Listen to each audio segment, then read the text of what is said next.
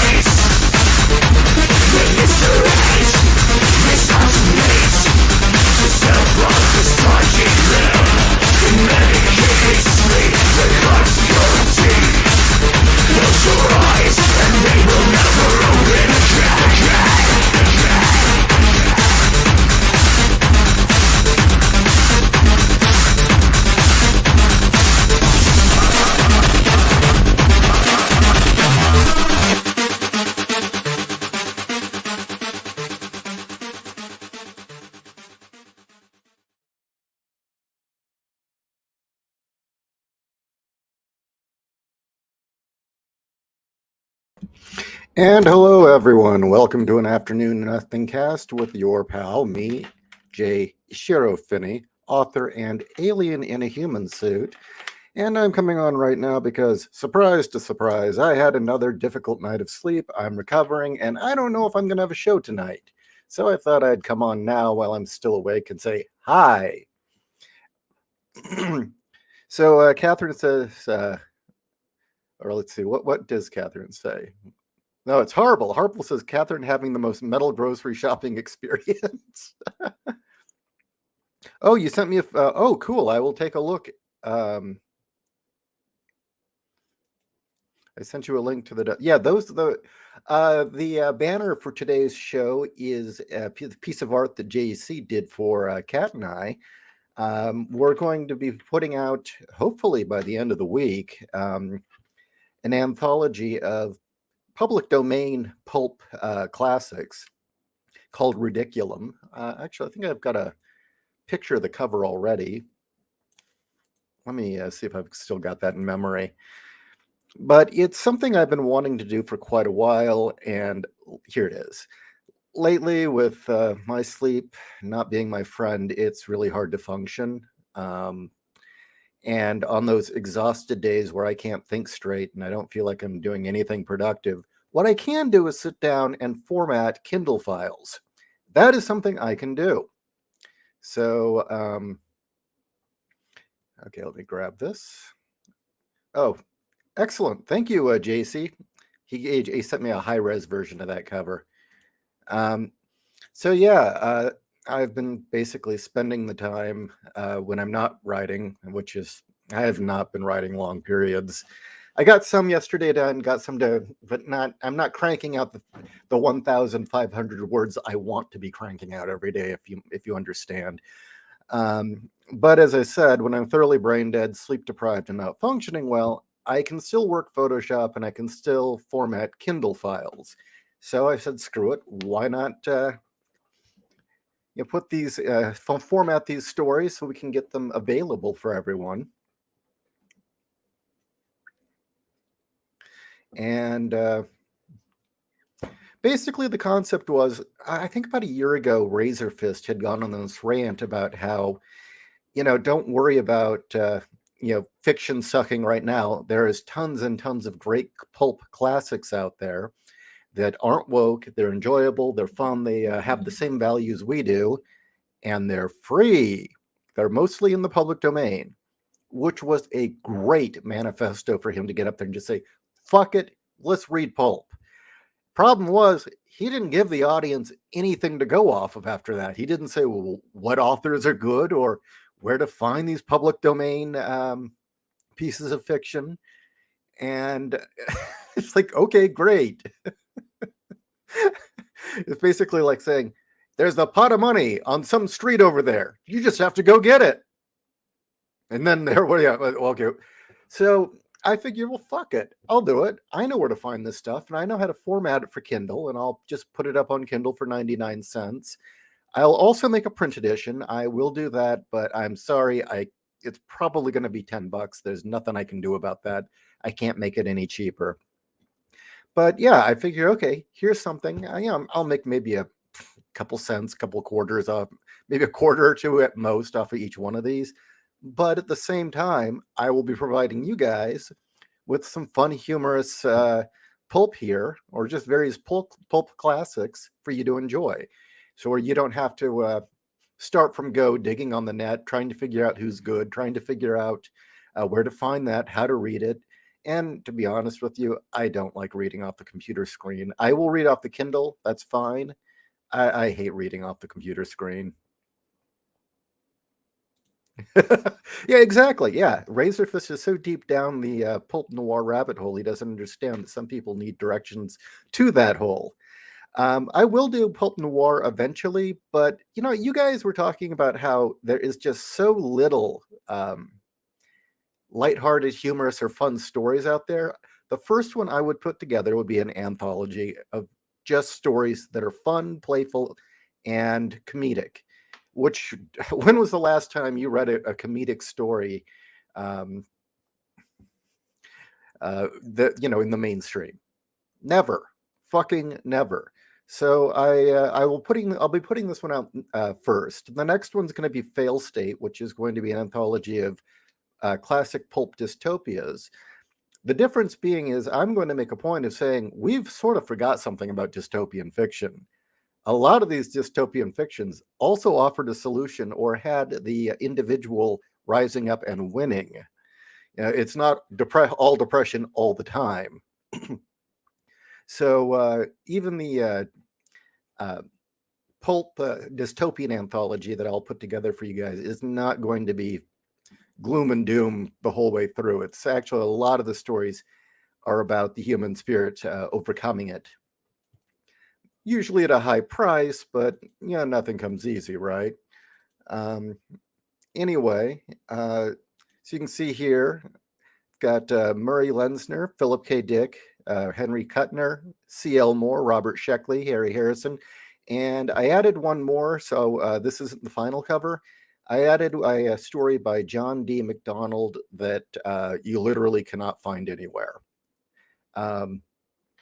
I dug it out of some old scan somebody had done of, I forget, I don't know, I think it was Galaxy. I don't remember what magazine it was, and went through and formatted it by hand so that it was actually legible.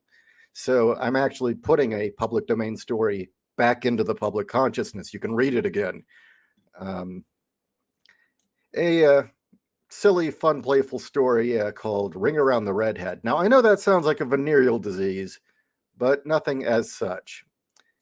Yeah, the machine stops is depressing, but even that one has this, well, things will fall, but the humanity will carry on at the end. But you're right, that one's pretty damn dark. Beautifully written, though. Beautifully, beautifully written. Steve Constigan. I didn't know anything about him.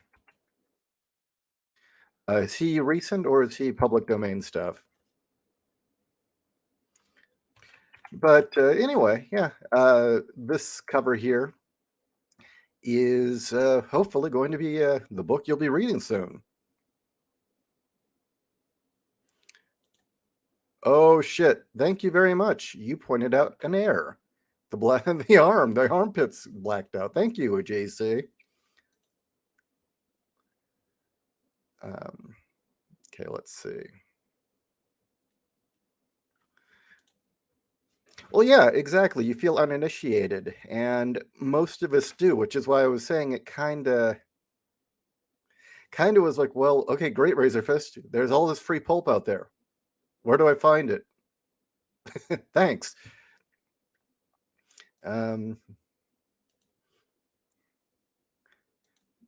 Oh, Steve Constigan is Robert E. Howard. Oh, okay. You know, going through this, the hardest ones to pick was that Robert Sheckley. I don't know if you're familiar with that author, old sci-fi author, did so many stories that are humorous. I may just put out a Robert Sheckley anthology as well, because it was really hard to choose which story of his to include.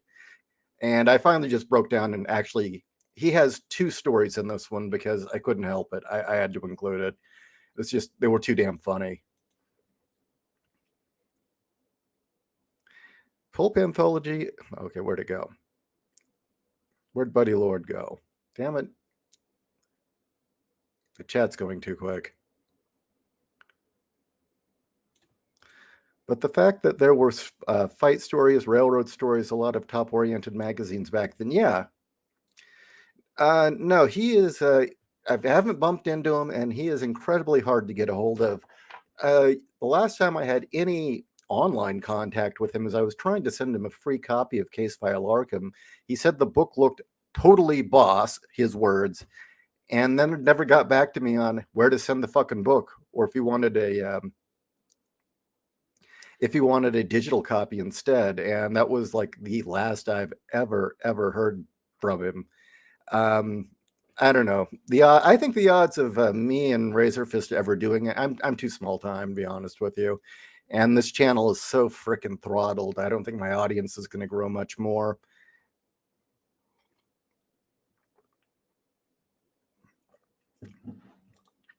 Yeah, okay. You know what? It is fair. I should point that out. That black spot that JC pointed out, I made alterations to the original artwork. This is not the art as JC sent it to me, in all fairness. And just for integrity's sake, to show the artist's original work, I think this is it. If it isn't, I'll grab it.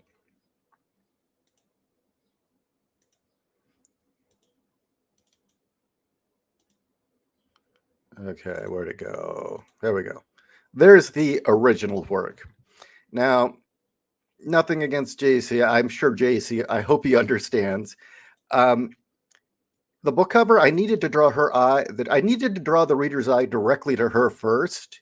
And with the stars and the flat background, this is like perfect for a poster, like a poster design. Or yeah, here, quick graphic design lesson, which is something I am good at. This is an awesome poster design, would make an awesome t-shirt. But with book covers, they're kind of like this thing where you need to draw the reader first to the art dead center and then up to the title. That is, and so what, put lights, put a glowing light behind her. That'll make you immediately look at the green girl. And I punched up the reds a little, but that's just for the print process. I'll leave the original up for now. So pulp is like the predecessor to manga anime. In some sense, it kind of is, because pulp, there was literally stories for just about any genre, and that. Oh, you sent me the one that JC sent me one for a T-shirt design as well, dude.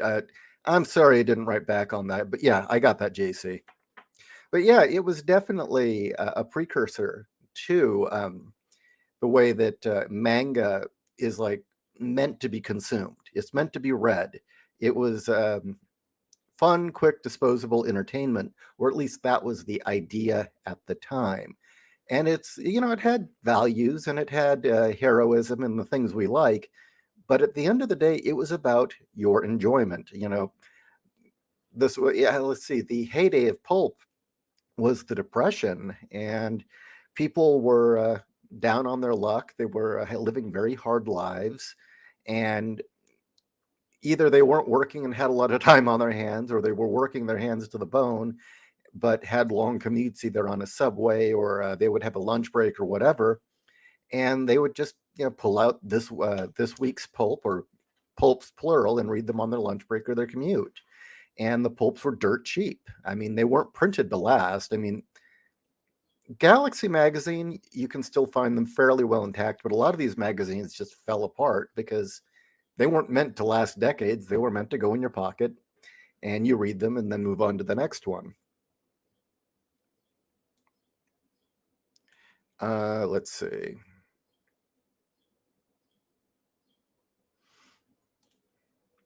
I'm going through the comments. No, that's a fair question. That is an absolutely fair question. That needs to get out, Garrett. Basically, I took a break from that book because I'd been writing it for 2 years straight, and I felt like I needed to get something out and available to my readers. Not releasing something for 2 years is very, very bad for a writer. People forget you. And even if I'm just putting out a few anthologies as editor, because I write introductions to each of these stories, and I am the editor on the book technically, even something as simple as that is good. But no, I've been working 2 years straight on Boobs of Steel. It was driving me nuts, and so I'm taking a short break from it.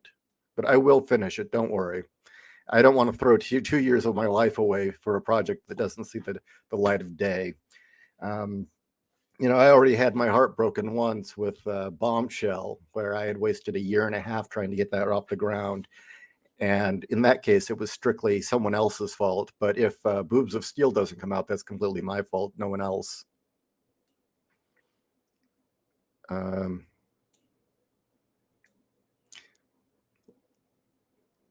Going through what you said here.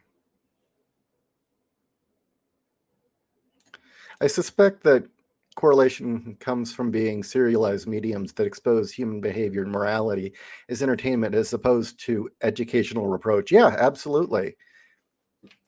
And, some of these stories in this book are absolutely, there is messages to them, and others it's just absurdist fun. But even the messages aren't beating you over the head. Usually it's showing the absurdity of something.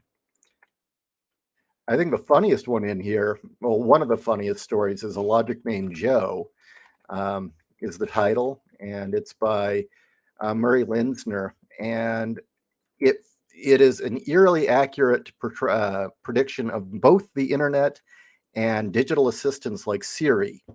And the entire story is about how instant information is unleashed on the public and how people misuse it. And there's some fun absurdity to it. Let's see. There's one by Philip K. Dick called The Eyes Have It, which is one of his shortest stories, if not his shortest.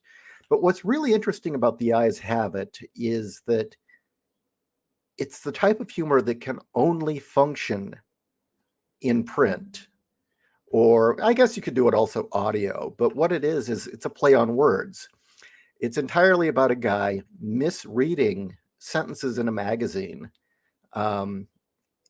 He misreads the sentences, takes them completely out of context, and by the end of it, he's convinced we're being invaded by aliens just because he's not reading carefully or he's not perceiving correctly what the sentences say. The line that first gets him flipped out is he was reading a story, and there's a line in the story that is his eyes slowly roved over the room. And rather than the idea of he looked over the room, the guy takes it as literally his eyes jumped out of his skull and crawled around the room. But what's interesting about this story is that not only is it funny, it's an actual window in how schizophrenics think and where schizophrenic delusion comes from, for instance. This is really one of the problems with schizophrenia, is that they don't have the same points of reference the rest of us do. See, what else can I tell you about some of these? There's a fun story in here called Robots of the World Arise, which is what happens when logical robots try to stage a communist revolt and realize that logic and Marxism really don't mix. Now, there are kind of a few in here that rip pretty heavily on Marxism and groupthink. There's one called Allegory where this guy invents an anti-grav machine, but because all scientists have agreed anti-grav can't exist, everyone's declared his invention can't possibly exist, regardless of the fact that it's right in front of them. Yeah, that one kind of reminded me of Fauci saying, "I am the science." So you see, I mean, some of these actually do have messages or morals to them, but it doesn't beat you over the head. It's entertaining. It's fun. Let's see. Yeah, I don't know. Anyway, I keep posting pulp stories on the Discord. Not sure if anyone listens to them. I am physical first. So you've been reading stories on the Discord? Shit, how have I missed this? Where are you posting them? Yeah, I write an intro to each one of these stories. Let's see. And I'll also have an introduction at the beginning of the book. But let's see. Let me see if I can find one. Okay, let me do a share screen.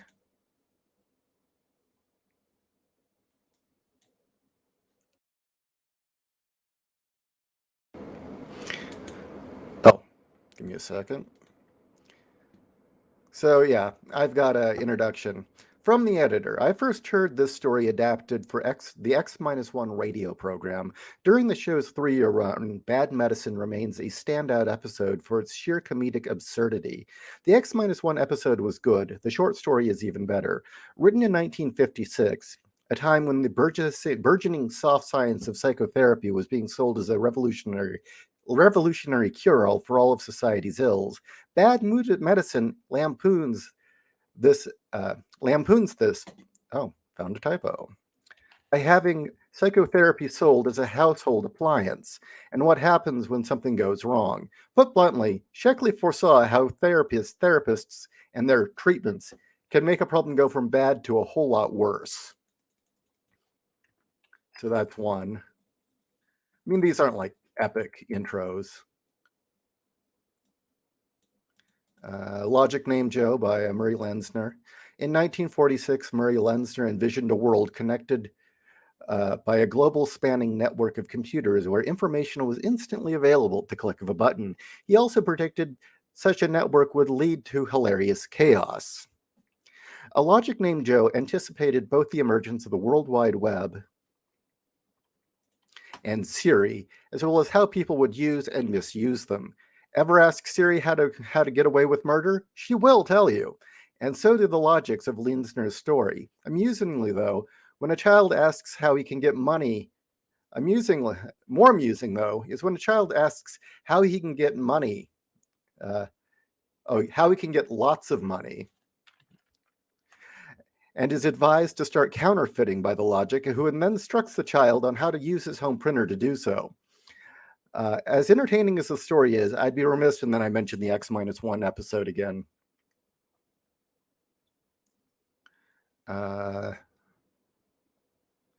The intros for the one of the dystopians is considerably longer because there's a bit more to say. But these, it's usually you got a paragraph or two at the beginning.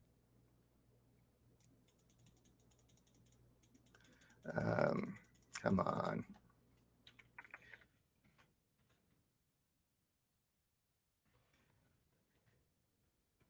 But yeah, the main one will be at the beginning, talking about why this anthology was put together.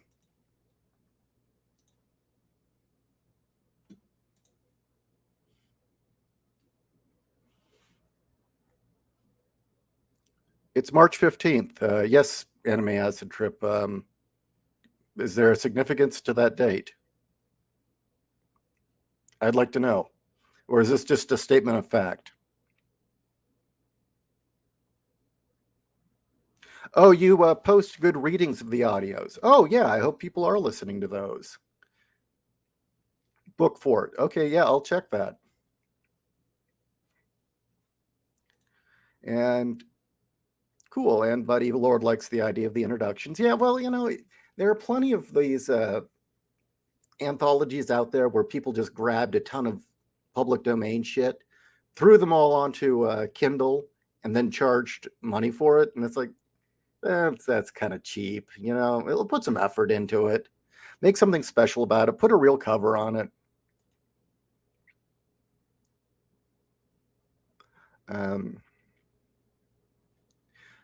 Which Philip K. Dick story did I use? The Eyes Have It is the name of the story.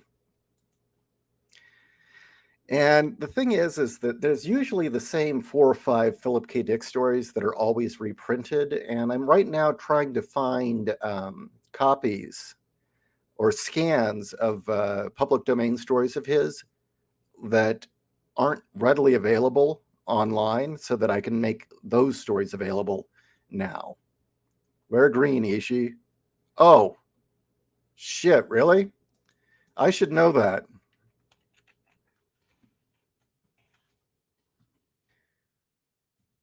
That's Friday. Friday, St. Patrick's Day.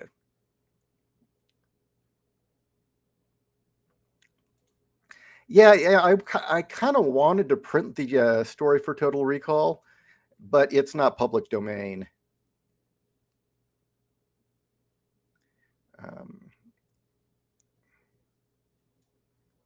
Going through.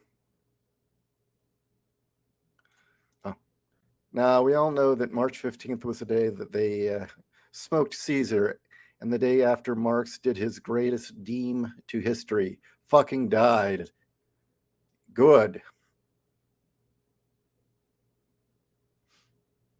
Look, man, I'm still functioning off very little sleep here, and I'm trying to. Don't expect me to keep track of time. We can remember it for you wholesale. Yeah, exactly.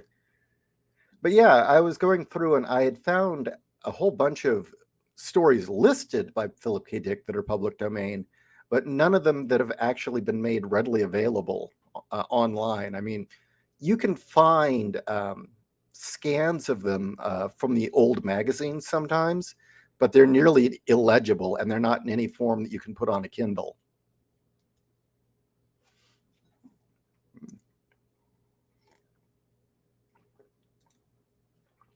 Time's a circle, man. It'll come back around.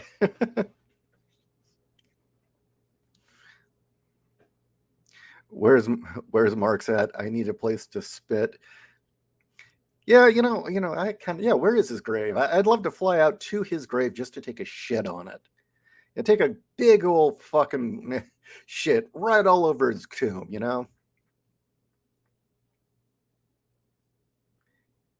Any on microfiche? I'm sure there are. I have not taken a trip to the library to find out. I'm sure actually a lot of them that's where they are, in fact.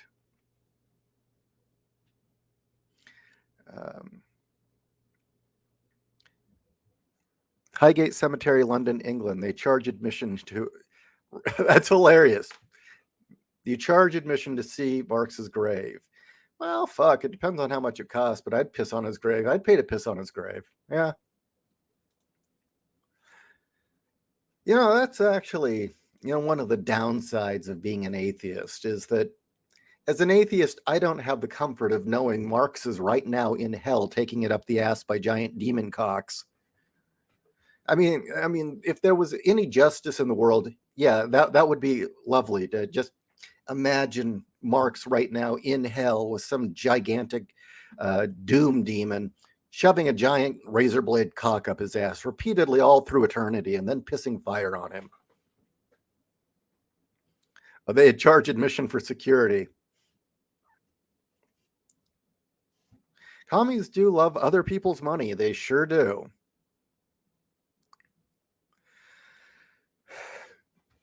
So, yeah, the next one I'm going to do is the dystopian one, which hopefully will be out in a few weeks after that. And again, my idea is make these things dirt cheap so you guys can either read them free on Kindle Prime or can buy them for 99 cents. And as I said, I'll try my best on the physical copies, but they're probably going to be $10. Another one that I'm thinking about doing is one for robots, just because there's so many robot stories. One for post-apocalyptic stories, primarily because Second Variety by Philip K. Dick is such a damn good story. I just want an excuse to print it. Frankly, I would love to do Second Variety and have like I would love to do Second Variety as a graphic novel, honestly. That's the one that the movie Screamers is very loosely based on. It's also where they got the idea of the floating balls from Phantasm. Were taken directly from the Philip K. Dick story Second Variety. But again, I'm going to try with the post-apocalyptic one, having at least a number of them have a ending where humanity wins out, because again, that's something we're not getting anymore. Is despite the apocalypse, despite the post-apocalypse, despite dystopia, humanity wins, or the individual wins in the end. That the human spirit lives on no matter what. And I want to bring that back. I want those stories to be remembered. So far, the ones that I've got in the post-apocalyptic is Second Variety by Philip K. Dick, A Pail of Air by Fritz Lieber, and The Moon is Green by Fritz Lieber. Yeah, I know. Again, two by the same author. Have you noticed that there? That's actually not true, Paper Penguin. There are tons and tons about books about pirates out there. The problem is they usually have their chests exposed and a woman draped over his arm, and there's usually something like pirate passion on the high seas. It's all in the romance genre. Well, yeah, I'm curious. I've really been enjoying Piss Sound Apocalypse, JC, and I'm really looking forward to reading the end. I'm looking forward to seeing the whole thing put into a graphic novel. In fact, for those of you out there who are fans of Pulp Fiction or have read stuff, do you have any favorite stories that you would recommend for the post-apocalyptic one? The robot one is going to be, okay, what stories not to include, because there are so many damn robot stories from the pulp era. And no, there will not be a single Asimov story among them. Asimov has gotten enough fucking attention. You can find his stories easy enough. This is for all the people that Asimov and Clark buried intentionally. And yes, Clark and Asimov and their buddies all went out of their way to make all these other pulp writers disappear.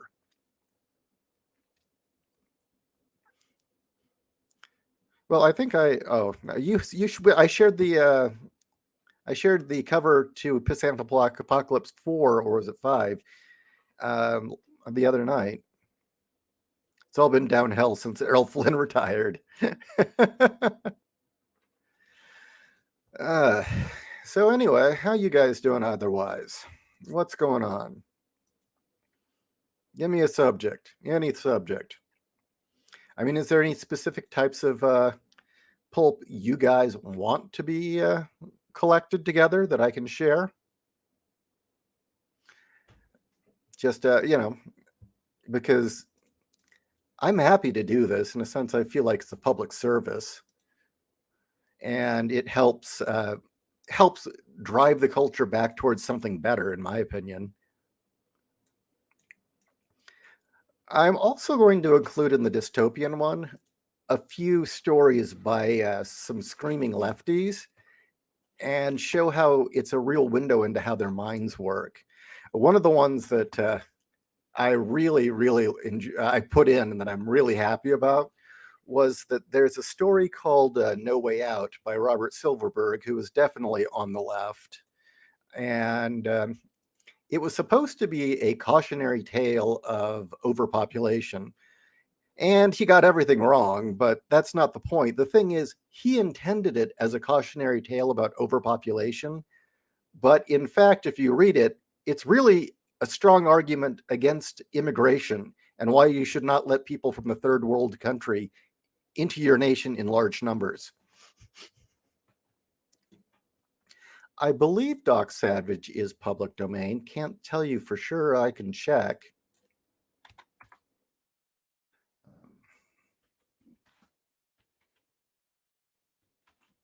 But I'm sure not in public domain as far as I know.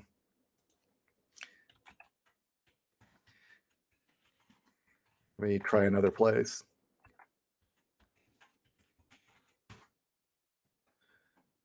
Okay, they will not be public domain until 2043. Sorry, guys. But you can find those stories. They're readily available.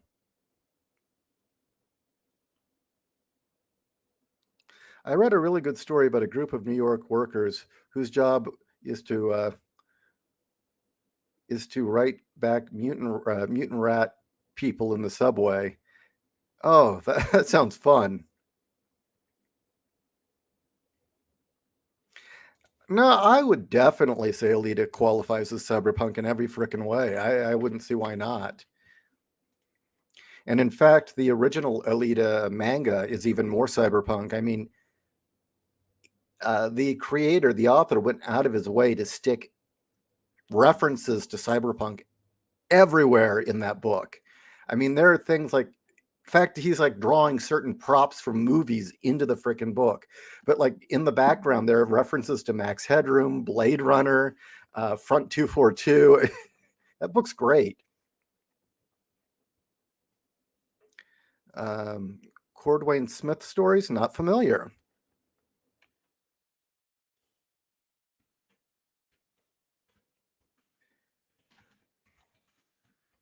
One of the things I would like to do, though, is put out a really nice edition of the story. Was it In the Shadow of the Vulture? I think that's the one that's that Red Sonja of Argento came from, her first actual appearance. There are a few available already, but they went on the cheap, and I'd love to see a really nice one put out.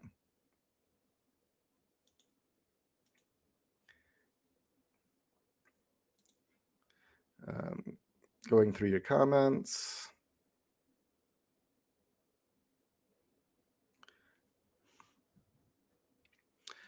Yeah, The Thing, that was Who Goes There by, I believe, John Campbell. Is Ghost in the Shell lighthearted? No. No, it is not. it's not dark or depressing or apocalyptic, but it isn't lighthearted either. Um,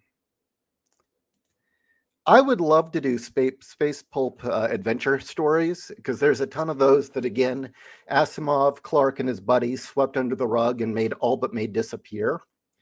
And at this point, the problem is I need to find them. I know that there are quite a few that are available from Poul Anderson that I will try to make available or find an excuse to make available. But aside from him and maybe a few others, that is a part of the genre I don't know enough about. That's an area I have not uncovered as much. Oh, the manga? Yeah, the manga is a bit more lighthearted, Wolf, definitely. There's more of a humorous bent to it. Um, I'm sorry, I thought you were talking about the Mamoru Oshii film. So you would recommend Murray Lesner's sorry, um, Medship Man? Okay. Let me write this down.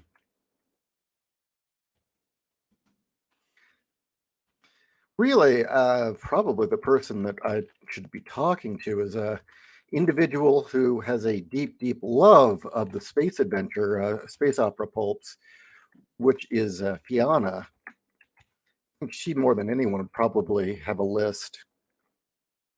Um, you know what? Actually, you got me thinking, guys. I think I can do this. I think I could put one together. I mean, it probably wouldn't be as nearly complete or as innovative as the dystopian or comedy one, but I could put one together for you guys that would be fun and enjoyable still. Um, really, for the humor one, where that started was listening to the X minus one radio show. I love the X minus one radio show, and what got me was that there were all these stories in X minus one, and other radio shows would do them too.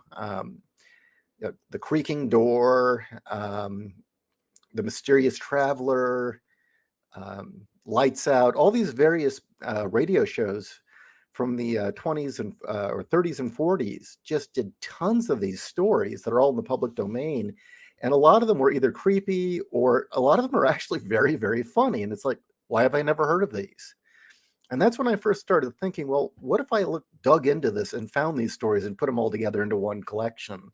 And that's what got this started, was because specifically X minus one and a few of the other old radio shows from that I had dug up.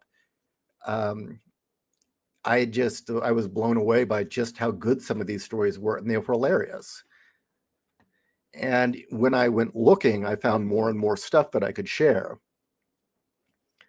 The one that gets me is the story by John D. MacDonald that I include in the humor, in Ridiculum, the humor pulp anthology, is that, John D. MacDonald's primarily known as a noir writer, that he wrote a lot of murder mysteries and crime stories. And the story I'm including of his is this kind of whimsical sci-fi story where where an inventor meets his dream girl when he opens a portal to a new dimension, or no, to an alternate universe. And not only that, the story was like almost impossible to find. It's like totally out of print. And the only reason I knew about the story was, again, years and years and years and years ago, I saw it as an episode of Tales from the Dark Side, and then saw that it was based on a John D. MacDonald story and said, well, shit, I'll track that down. Burroughs is public domain. The Moon Maid and the Okay, yeah, I'll take down your suggestions and include them. I mean, if these are stories you guys like and would like to see them gathered up into anthologies, I'm happy to do it. I mean, this is, again, if I can't think clearly enough to write or do anything else productive, I can at least do this, right? Aren't there several prominent pulp magazines from back in the day that are public domain? Tons of them. And that's where I found a lot of them. But the problem is, and let me show you. Give me a second. Let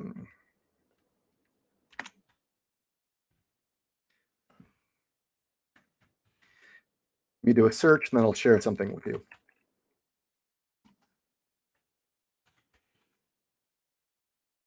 Give me one more second. I'll be right back.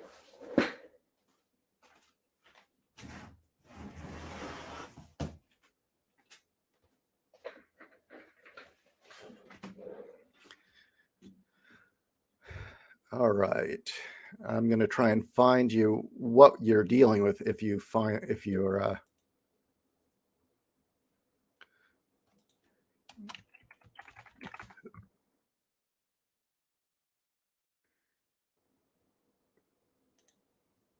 sorry for the silence. I know this is just wonderfully entertaining, isn't it?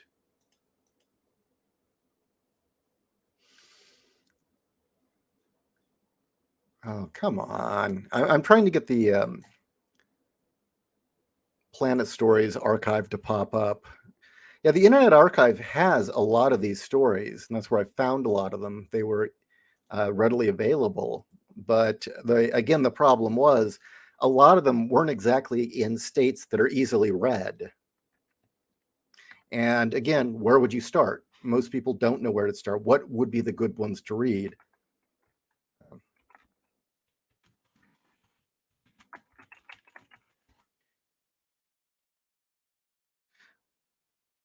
But yeah, a lot of these you get varying quality. Here you go. Here's what I mean. Let me share the screen.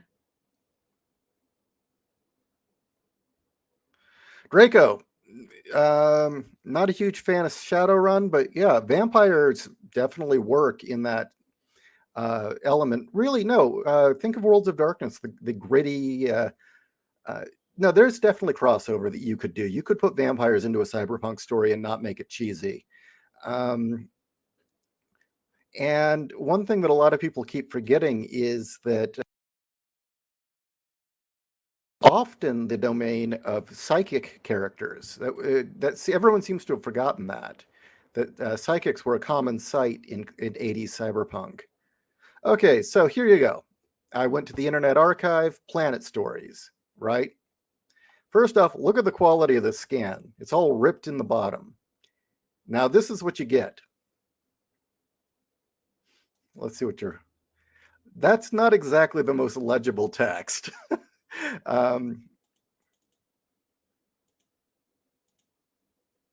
So yeah, you would have to go in, zoom these, and you can download these if you like, but as I said, this isn't exactly what I would call easy to read. And then you can download them as different types of files. But for instance, when you download them, let's do a full text file here. This is what you get.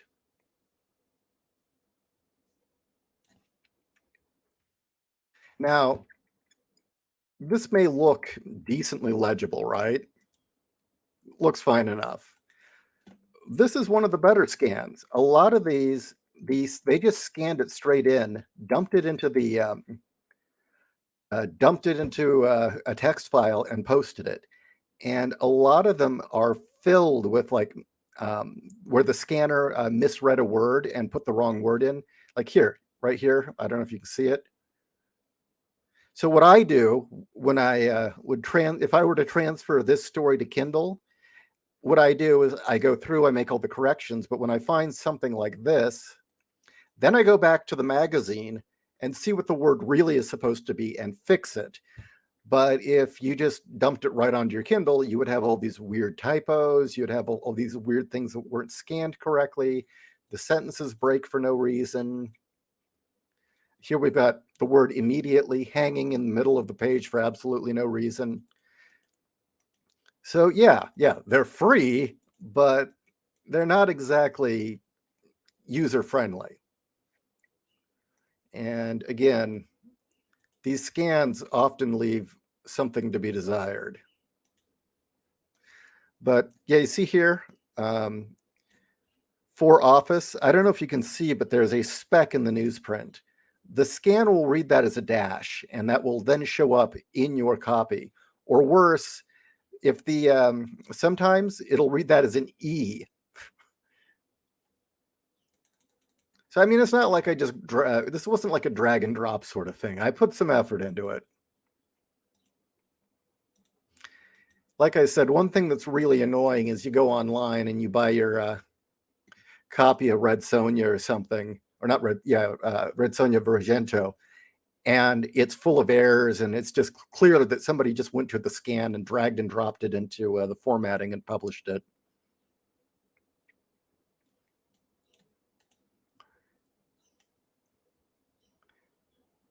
Okay. Going through your comments. I include some pulp stories from other countries. The Republic of the was it North Star is one I include in the dystopian one. But is well, I'm thinking about including Franz Kafka in the dystopian one as well, but I'm not sure yet. I'm thinking about doing in the penal colony.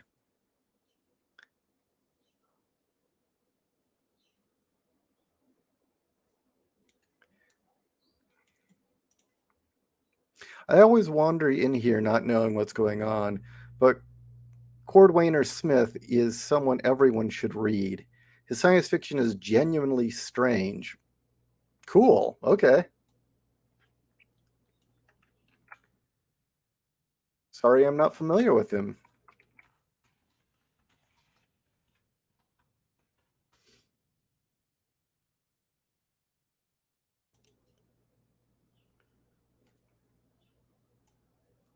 Well, here we go. The science fiction of Cordwainer Smith. And let's see what the quality of the scan is. This is pretty... Oh. Well, never mind. You have to pay for this one. I don't know if it's public domain. He may not be.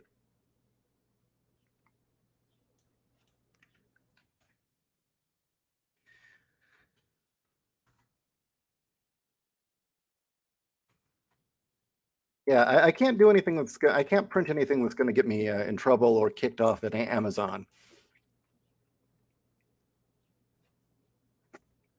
There will be power armor mechs in Bouncers and year after year. Okay.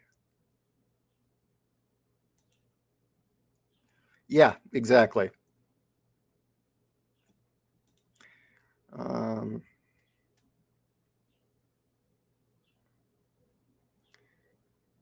Well,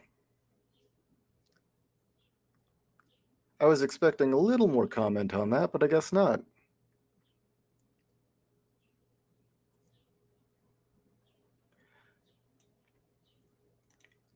Isn't there several prominent pulp magazines? Yeah, and again, that's why I was producing this, because, like, yeah, where do you find them? Which ones are good?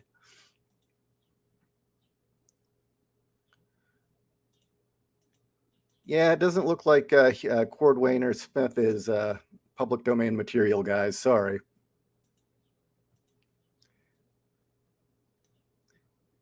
All right. Well, I guess before I call it an afternoon, and again, I'm doing an afternoon show because I honestly don't know if I'm going to be awake later this evening. Remember, always, the links to buy my books are in the description, as well as the books of Richard Steele, because, you know, everybody needs to read Richard Steele's amazing, amazing work.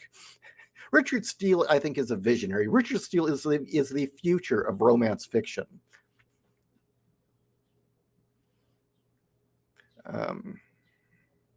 But yeah, I mean, if you guys have any other recommendations of pulp that I should include, especially on the space adventure front, that is one area that I'm sadly not very well versed in. And by the way, I've been kind of being I don't care, I'm being a dick about it. I'm kind of going out of my way to not include the Futurians or the communists within the golden age SF community in these books. Like, fuck them. They get enough coverage as it is. I want to promote the people that got, swept under the rug and pushed out of the community because those fuckers were a bunch of assholes. And I think all of you know this, right? I've probably talked about this a few times. I know Fiona has. One of the reasons Pulp kind of vanished was that, again, Asimov's little Futurian group, which were essentially communists. I mean, they even met in a communist gathering hall for the was it Young Communist Brigade of New York or something. The Futurians and then Arthur C. Clarke got together. That little circle of far left writers all got together and went out of their way to make sure pulp sci-fi was not included in sci-fi. They did not want them around.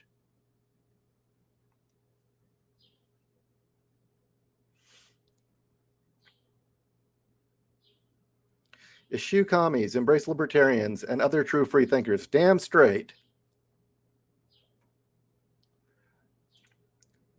Smith, which Smith? Or, yeah, no, he's not public domain, not at all. All right, well, thank you all for joining me. And I don't know. Hopefully I'll have a show tonight. And buy my books.